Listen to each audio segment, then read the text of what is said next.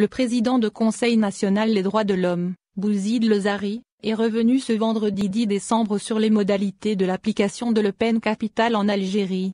Lors d'une conférence de presse qu'il a organisée ce vendredi, le président du Conseil national des droits de l'homme, CNDH, a affirmé qu'il n'y a aucun texte de loi interdisant l'application de la peine de mort en Algérie.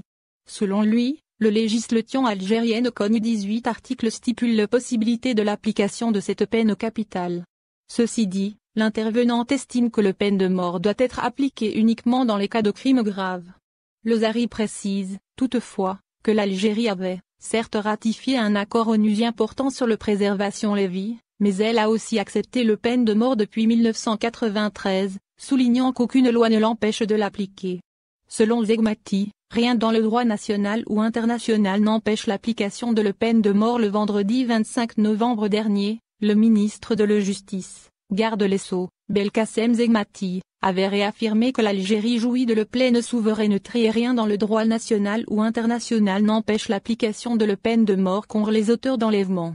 Lors d'une séance plénière au Conseil de l'Union nationale, le ministre avait alors souligné que l'Algérie n'est signataire d'aucun accord ou traité international qui l'empêche d'appliquer la peine de mort. Si les pouvoirs publics décident de réactiver l'application de la peine de mort, rien dans le droit national ou international n'empêche le maintien et l'application de la peine de mort, avait-il ajouté.